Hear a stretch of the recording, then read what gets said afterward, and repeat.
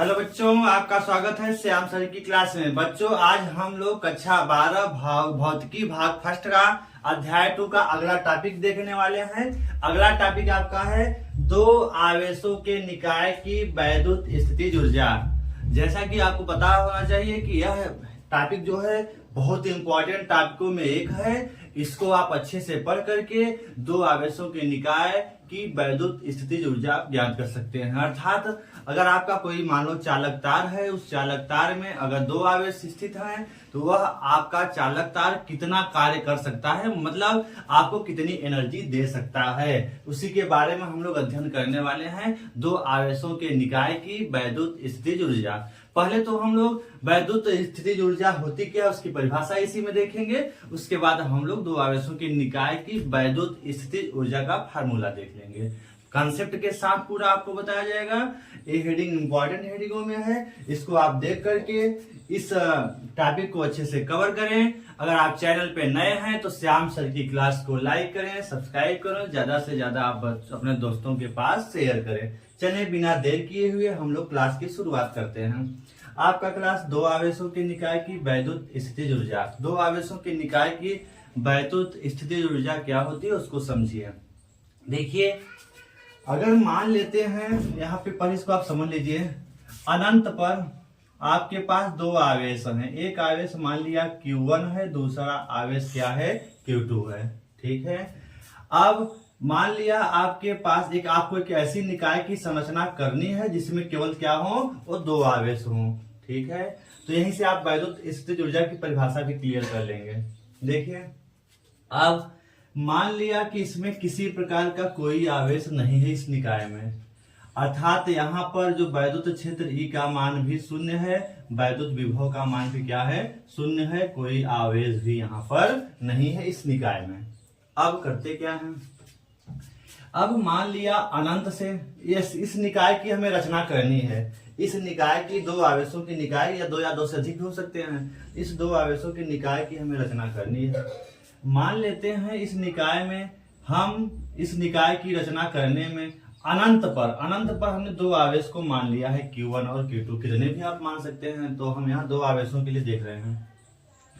मान लिया इस Q1 आवेश को हम अनंत से ला करके यहाँ तक हम लाए। अनंत से Q1 को हमने लाया, कहाँ तक पहुंच गया है, यहाँ इस बाउंड्री तक पहुंचा है। लेकिन अगर सोचो तो हमें किसी प्रकार का कोई कार्य नहीं करना पड़ा यहाँ तक लाने में। अब मान लिया हमें इसको ला करके किसी बिंदु ए पर, इस निकाय के किसी बिंदु ए तक लाना है। तो आप सोचिए, इस ए पर देखिए, ए पर किसी प्रकार का कोई न तो विभव है न तो कोई वैद्युत क्षेत्र है। अब अगर हमें Q1 को ला करके ए पर रखना है तो कोई इसको डिस्टर्ब करने वाला नहीं है, मतलब Q1 को कोई डिस्टर्ब नहीं करेगा, ना तो कोई वैद्युत क्षेत्र है ना तो कोई विभव है। ठीक है, अतः ए बिंदु पर अगर Q1 आता है तो हमें किसी के विरुद्ध कोई कार्य नहीं करना पड़ेगा। ठीक है, फिर हम करते क्या है, आगे देखिए। अब हम इससे मान लिया R दूरी पर या R1 दूरी पर एक बिंदु हम B मानते हैं। क्या मानते हैं, B मानते हैं। ठीक है, अब एक बिंदु B मानेंगे। अब जब Q1 आ गया यहाँ पर तो अब आवेश आ गया, तो आवेश के चारों तरफ क्या पाया जाएगा, वैद्युत क्षेत्र भी अब होगा। ठीक है, अब वैद्युत क्षेत्र होगा तो इस आवेश के कारण अब विभव भी आपको प्राप्त होगा, और उस विभव का मान, अब कहने का मतलब अगर अब कोई B बिंदु पर अन्य कोई अगर आवेश आएगा तो Q1 वहां पर अपना पंख फैला लेगा। कहने का मतलब है यहाँ पर अपना वैद्युत क्षेत्र भी अप्लाई करेगा और अपना विभव भी। तो कहने का मतलब है कि Q1 के कारण अब B बिंदु पर एक विभव कार्य करेगा। उस विभव का मान कितना होता है, 1/4 पाई एप्सिलॉन नॉट। Q1 अपान दूरी आपने R1 मानी है तो R1 हो जाएगा, अर्थात अब B बिंदु पर एक विभव काम करेगा। ठीक है, अब मान लेते हैं B बिंदु पर विभव वैद्युत क्षेत्र दोनों काम करेंगे। अब मान लेते हैं अनंत से Q2 आवेश को हम ला करके B बिंदु पर रखना चाहते हैं। Q2 आ रहा है, कौन आ रहा है, Q2।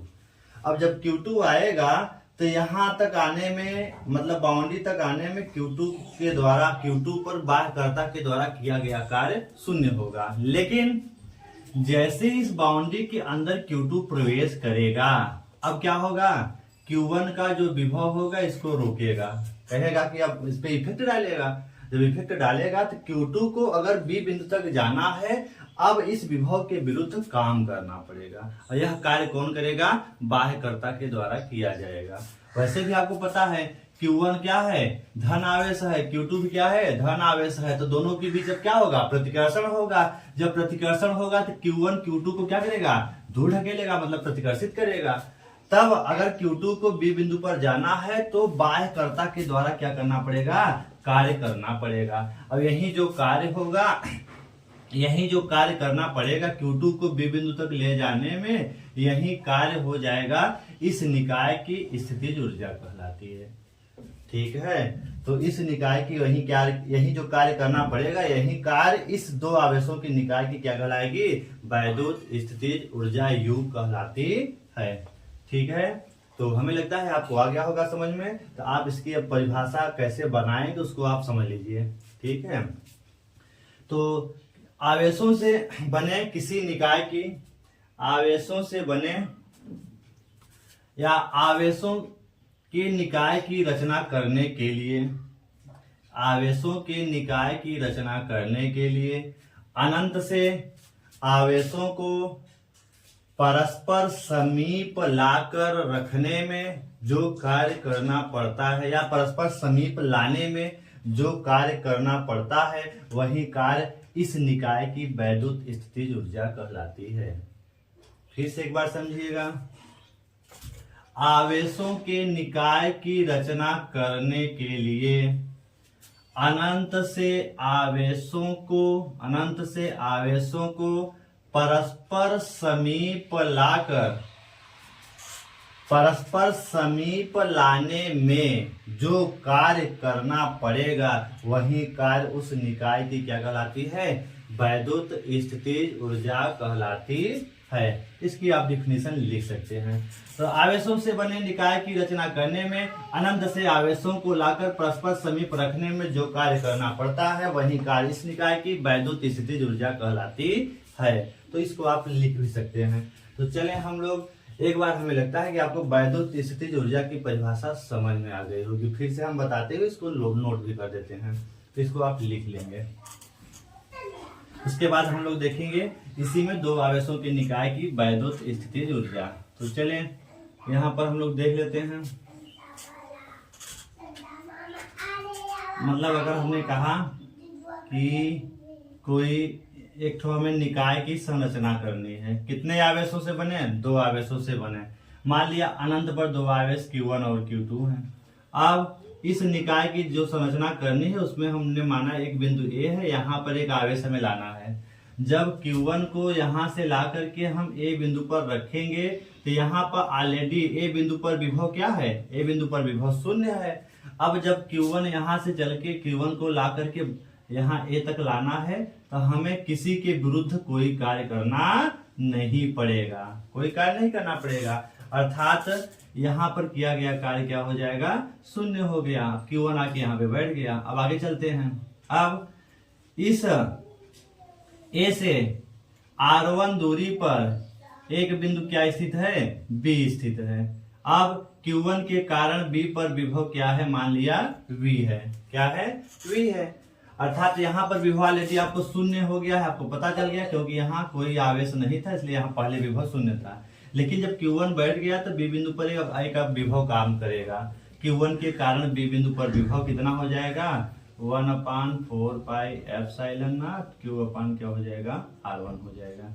अब जब Q2 को यहाँ ला करके हम बैठाएंगे, जब Q2 को लाकर बैठाएंगे तो हमें इस V के विरुद्ध कुछ काम करना पड़ेगा। वही जो कार्य किया जाएगा वही कार्य क्या कहलाती है? इस निकाय की वैद्युत स्थितिज ऊर्जा कहलाती है। तो इसको हम लोग अब नोट कर लेते हैं।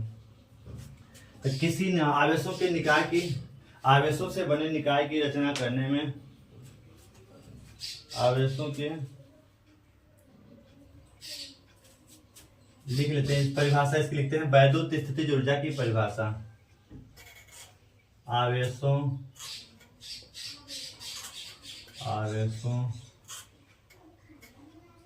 के निकाय की रचना करने के लिए, आवेशों के निकाय की रचना करने के लिए आवेशों की निकाय की रचना करने में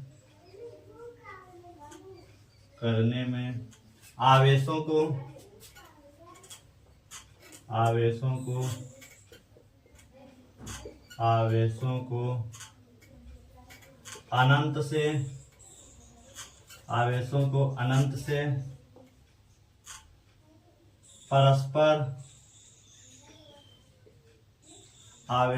अनंत से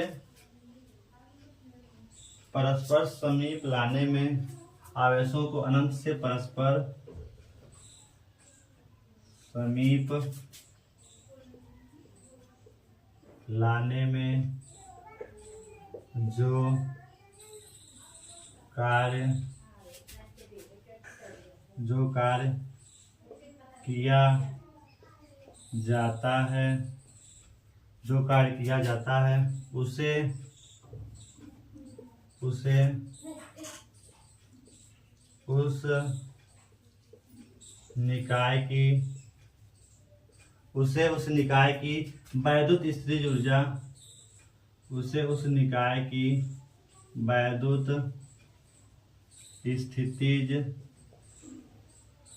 निकाय की वैद्युत स्थितिज ऊर्जा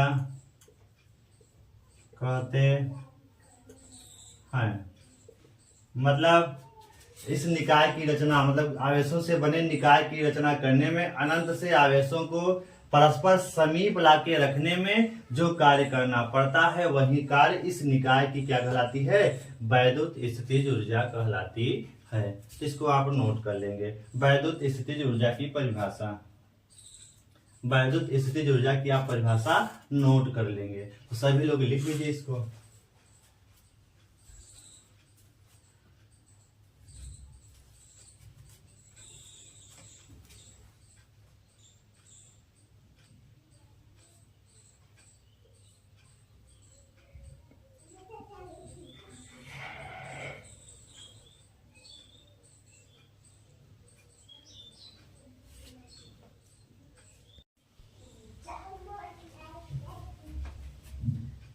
चले हम लोग आगे चलते हैं। दो आवेशों के निकाय की वैद्युत स्थितिज ऊर्जा की परिभाषा आपने लिख लिया होगा। आगे चलते हैं, इसको कंटिन्यू करते हैं। अब आगे अगर हम देखें, यहाँ पर देखिए, अगर यहाँ पर अब दो आवेशों के निकाय की वैद्युत स्थितिज ऊर्जा, तो माना दो आवेश Q1 और Q2 हैं, ठीक है। Q1 और Q2 परस्पर R1 दूरी पर रखे हैं, जो एक निकाय की संरचना करते हैं। वह क्या है? AB है। तो उसको हम लोग लिख लेते हैं। माना, इसको लिखते हैं। आगे हम लोग परिभाषा के बाद शुरू करते हैं। माना दो आवेश Q1 तथा Q2 परस्पर R1 दूरी पर रखे हैं,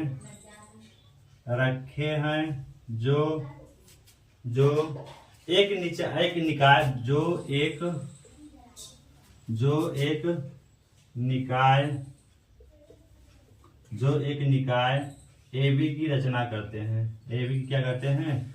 रचना करते हैं।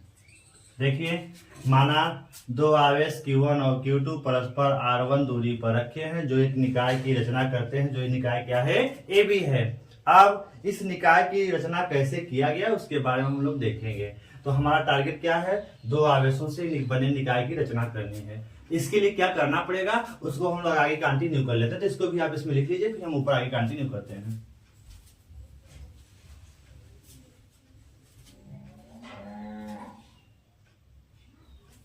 चलें, इसका आप स्क्रीनशॉट लेकर लिखिए। इसके लिए अब करेंगे क्या हम? देखिए, इसके लिए अब करेंगे क्या?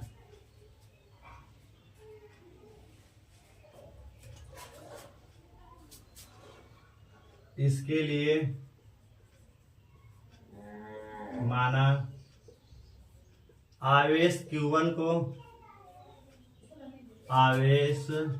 इसके लिए माना आवेश Q1 को अनंत से किसी बिंदु A तक, अनंत से किसी बिंदु A तक लाने में, अनंत से किसी बिंदु A तक लाने में किया गया कार्य, लाने में किया गया कार्य, लाने में किया गया कार्य। तो कार्य बराबर क्या होता है, एक फार्मूला आपने पढ़ा है, वो फार्मूला क्या था, विभव V बराबर W upon Q not. V बराबर W अपान क्या होता है, क्यू नॉट।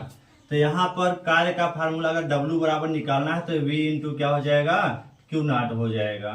ठीक है, तो यहाँ पर आवेश Q1 है, तो कार्य बराबर यहाँ क्या होता है, विभव, कार्य बराबर क्या हो जाएगा, विभव इंटू क्या हो जाएगा, आवेश हो जाएगा।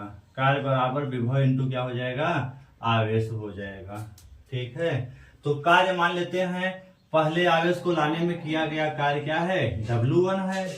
ठीक है, पहले आवेश को यहां तक लाने में किया गया कार्य क्या है, W1 है। और अब देखिए, हमने कहा था कि जब केवल हमने Q1 आवेश को लाया है तो Q1 आवेश के पहले यहाँ पर विभव क्या था, शून्य था। ठीक है, तो यहाँ पर विभव पहले ऑलरेडी क्या था, शून्य था, मतलब Q1 नहीं आया था। जैसे मान लिया हमने कहा कि अब Q1 को लाना है A बिंदु पर, तो यहाँ पर ऑलरेडी पहले से कोई आवेश नहीं है तो कोई विभव नहीं होगा।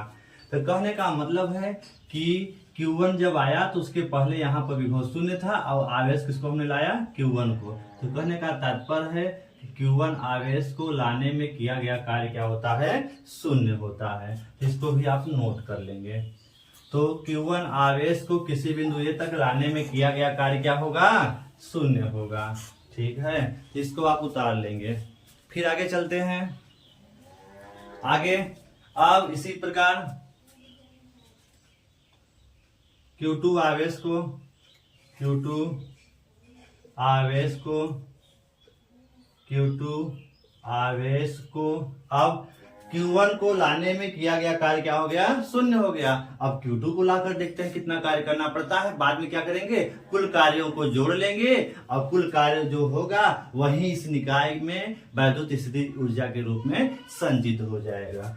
Q2 आवेश को अनंत से, Q2 आवेश को अनंत से बिंदु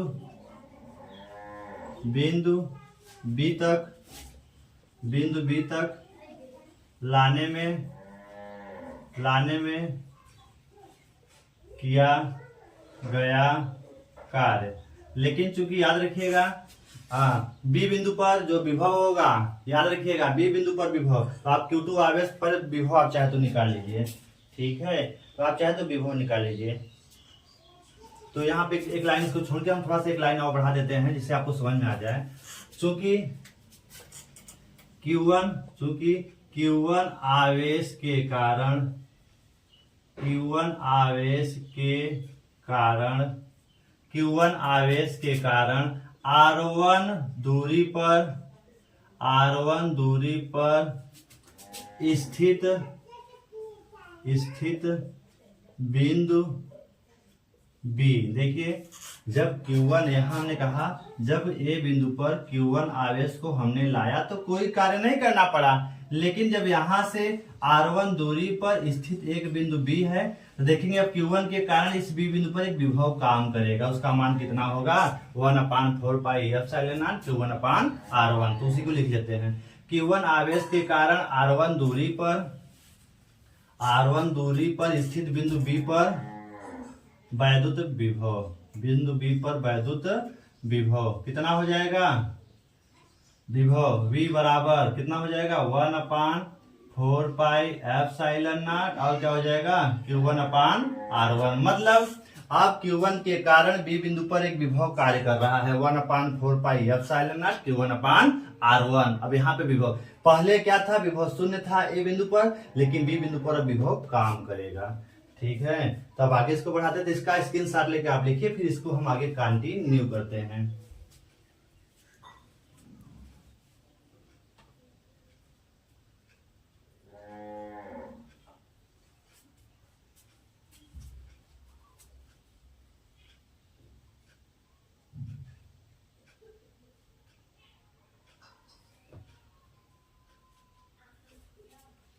आगे चलते हैं, फिर इसका स्क्रीनशॉट लेके आप लिखिए। अब Q2 आवेश को Q2 आवेश को अनंत से Q2 आवेश को अनंत से कहाँ ला रहे हैं? बिंदु B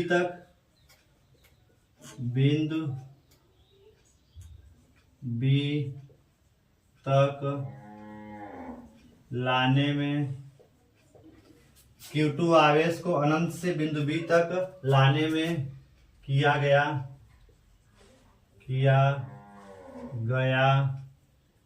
कार्य। Q2 आवेश को अनंत से बिंदु B तक लाने में किया गया कार्य। तो यहाँ भी कार्य बराबर क्या हो जाएगा? विभव इंटू आवेश। तो यहाँ पे B बिंदु पर विभव कितना है, हमने यहाँ पर निकाला है। B बिंदु पर विभव कितना है? तो मान लिया कार्य है W2, ठीक है, और विभव क्या है? V है, इंटू आवेश क्या है? किसको ला रहे हैं? Q2 को ला रहे हैं। तो Q2 को लाए हैं तो Q2 यहाँ पे रखना पड़ेगा। तो W2 कितना हो गया? V का मान रखिए, तो 1/4 पाई एप्सिलॉन नॉट, और क्या हो जाएगा? Q1 अपान क्या है? R1 है। तो V का मान है, देखिए V का मान हमने V के स्थान पे सेट कर दिया। बाकी क्या बच गया यहाँ पर? Q2 भी है तो Q2 भी लिख दीजिए। ये आपका क्या हो गया? W2। मतलब पहले आवेश Q1 को लाने में कोई कार्य नहीं करना पड़ा, लेकिन Q2 को लाने में इतना कार्य करना पड़ा, W2 कार्य करना पड़ा। अब आपसे अगर कोई पूछता है कि इस निकाय में आवेशों को लाने में किया गया कुल कार्य, तो कुल कार्य मान लिया क्या है? W है। तो किसके बराबर होगा? Q1 को लाने में किया गया कार्य प्लस Q2 को लाने में किया गया कुल कार्य के योगफल के बराबर होगा। मतलब दोनों आवेशों को लाने में जो कुल कार्य किया गया उनका योगफल करेंगे तो वही कुल कार्य के क्या होगा? बराबर हो जाएगा। तो अब आगे हम चलते हैं फिर इसको। तो दो आवेशों के निकाय की संरचना करने में किया गया कुल कार्य, तो यहां लिख लेते हैं, दो आवेशों के निकाय की रचना करने में, दो आवेशों के निकाय की रचना करने में किया गया कुल कार्य, किया गया कुल कार्य। कुल कितना कार्य करना पड़ेगा? किया गया कुल कार्य तो मान लेते हैं क्या है? W है। किसके बराबर होगा? W1 प्लस W2 के होगा, ठीक है। तो किया गया कुल कार्य क्या हो जाएगा? W1 प्लस W2 के हो जाएगा। तो W1 का मान आपने कितना निकाला था? 0 निकाला था, प्लस W2 का मान कितना है? 1/4 pi epsilon not Q1 Q2 अपान क्या है? R1 है। सभी को पता चल गया। यह है आपके किया गया कुल कार्य का मान। इसको अगर आगे बढ़ाएंगे तो आपका W बराबर क्या मिल जाएगा? W बराबर क्या हो जाएगा? 1/4 pi epsilon not Q1 Q2 upon R1 हो जाएगा। ये है इस दो आवेशों की निकाय की रचना करने में किया गया कुल कार्य हो जाएगा, ठीक है। अब जब कार्य मिल गया तो आप निकाल सकते हैं इस निकाय की वैद्युत स्थितिज ऊर्जा। तो किए गए कार्य की क्या होती है? बराबर जितना काम करेंगे वही उसके पास ऊर्जा के रूप में संचित रहेगी। तो इतना इसका आप स्क्रीनशॉट लेकर लिखिए, फिर हम आगे कंटिन्यू करते हैं। उतार लीजिए इसको।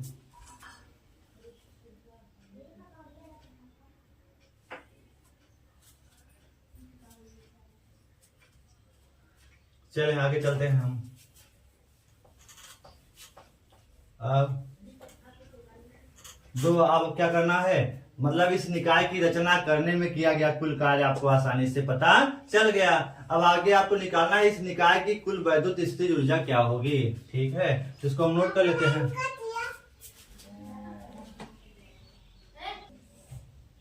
आगे देख लेते हैं अब दो आवेशों की निकाय की वैद्युत स्थितिज ऊर्जा। अतः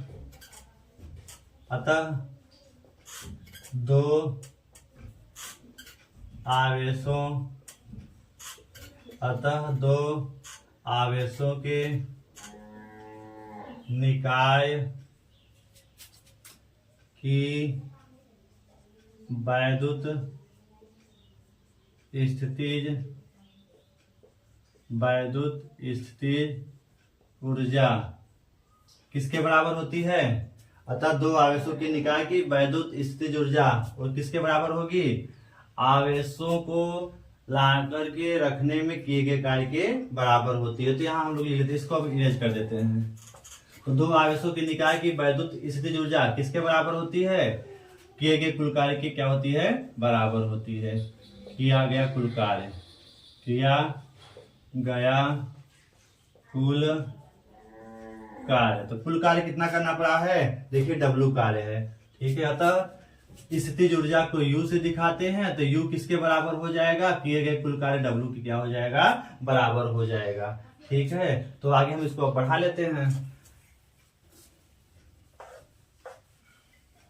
अब U का मान W के बराबर है, तो W का मान कितना है? 1/4 पाई एप्सिलॉन Q1 और क्या है? Q2 अपान क्या है? R1 हो जाएगा। यही है कुल ऊर्जा, दो आवेशों की निकाय की वैद्युत स्थितिज ऊर्जा का फार्मूला है, ठीक है। ये किसका फार्मूला है? दो आवेशों के निकाय की वैद्युत स्थितिज ऊर्जा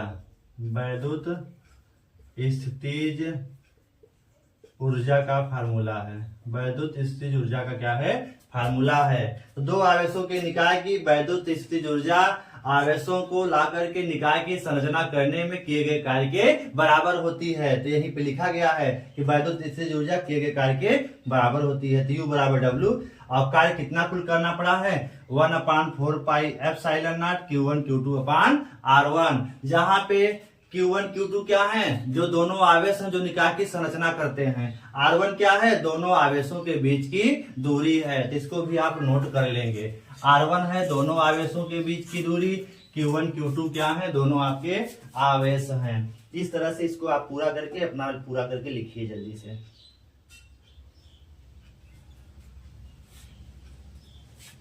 ठीक है, इसको आप पूरा करके जल्दी से अपने नोट्स में लिख लीजिए।